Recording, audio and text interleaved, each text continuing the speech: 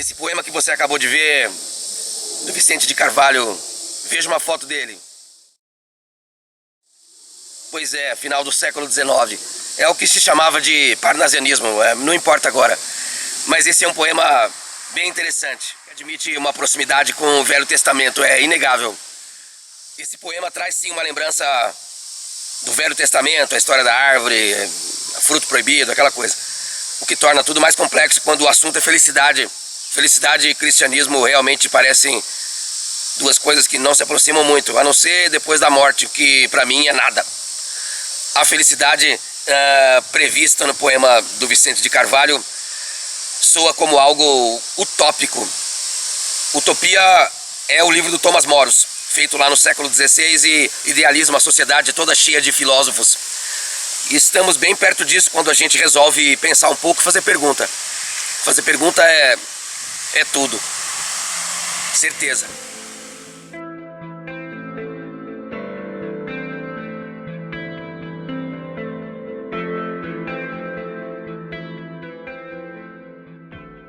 Encontrar a felicidade não é muito fácil, ela marcou com a gente aqui. Eu já disse numa outra história, é o filme Barroco, que a oposição entre bem e mal é uma discussão que só interessa aos cristãos. Dizer que bem é o oposto do mal é algo que tem uma origem religiosa e segue-se lá a sua tradição. Ninguém consegue me convencer de que o bem é o oposto do mal. Basta irmos, por exemplo, ao livro de Albert Camus. Esse nome que está aqui, Mito de Sísifo. É o desespero, é o temor, é quase racionalizar aquilo que é subjetivo. Isso é paradoxal. Basta ler o livro lá, de novo. O bem não deve ser o oposto do mal o tempo todo. Assim como não estar feliz não significa infelicidade. O livro do Eduardo Gianetti, vou te mostrar daqui a pouco, chama-se Felicidade. Vamos lá pro estúdio. Já já eu volto. Este é o livro do Gianetti. Felicidade. São 4 personagens. Otto, Alex, Leila e Melo, que vivem no início do século XXI, final do século XX, e propõem uma discussão inicial. Por que o projeto do iluminismo para a felicidade, lá no século XVIII, porque esse projeto não deu certo, ou deu muito pouco certo. A meu ver, a discussão sobre felicidade no Ocidente depois do século XVIII esbarra na evolução do capitalismo. O capitalismo produz miséria e, consequentemente, produz bastante solidão. Essa é uma história. Nesse quesito envolvendo progresso de civilização, coletivismos vindos desde o século XVIII, impossível não lembrar Machado de Assis em Dom Casmurro, em que há essa diferença entre quem é elite e quem é classe média, tudo misturado em busca da felicidade. Basta lembrar Dom Casmurro e você vai descobrir uma cena interessante logo na primeira parte, em que ele diz: não mofes dos meus 15 anos, naquele momento em que resolve pentear os cabelos de Capitu, que ele queria que fossem intermináveis, mas os cabelos insistiam em acabar, assim como a felicidade. Voltamos ao Gianetti. Num determinado momento da história, em que se discute se é possível racionalizar a questão da felicidade e dos comportamentos humanos, chega-se a um consenso que o compromisso com a objetividade dentro do estudo de qualquer circunstância, de qualquer objeto, torna esse objeto desprovido de subjetividade.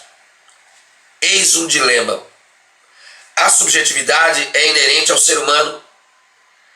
Ele sente, tem intuições, medos, angústias e pode determinar a sua própria história através, inclusive, da negação de um princípio que possa reger a vida humana comum. Há quem delegue a vida a um destino além humanidade. São as religiões. Há outros que preferem as ações. O debate que o livro propõe se instala na autonomia. O ser humano é autônomo, pode ser ético, isso é uma virtude. Autonomia, ética, respeito e também viver o presente, usando da sinestesia, óbvio, usar de todos os seus sentidos, como se diz aqui no século XXI, tudo junto e misturado. Fazer valer da sua humanidade, que é composta por medos também, que é composta por desejos, por planos.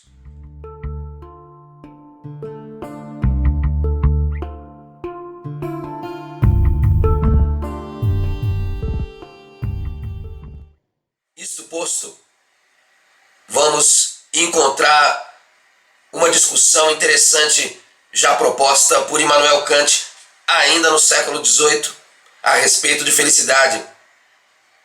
O debate proposto por ele, pelo filósofo, se instala sobre um conflito entre liberdade e felicidade. Isso talvez ser humano nenhum resolva, a não ser na morte, no suicídio, enfim, mas isso é uma outra conversa.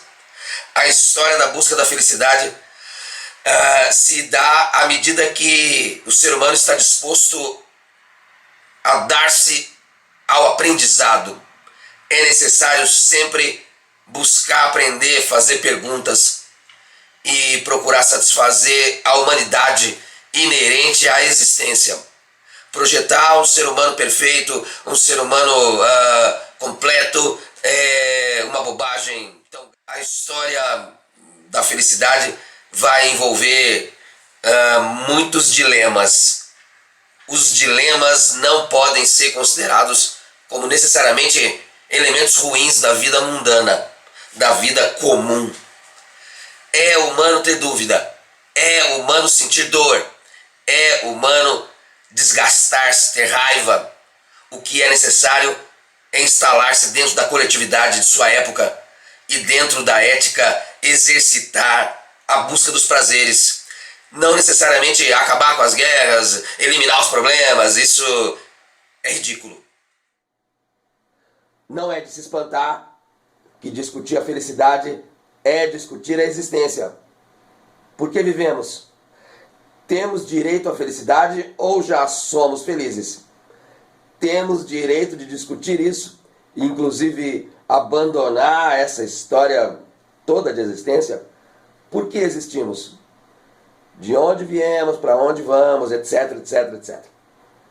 A história da busca da felicidade deve morar dentro do próprio instinto. A história da nossa felicidade envolve as ações de que somos capazes, assumindo as responsabilidades, valorizando a ética e lidando com os medos que são necessários. Muito comum no dia a dia, aqui no Ocidente, considerar raiva, medo, ódio como sentimentos a serem execrados. Eles são humanos e devem fazer parte do dia a dia comum. Lidar com eles com transparência é já mais de meio caminho para aquilo que a gente chama de felicidade. Estamos aqui em busca da felicidade. Eu vou esperar. Você acha que eu, debaixo de uma pitangueira dessas, vou conseguir resolver o problema da felicidade humana? Quer uma? Pode.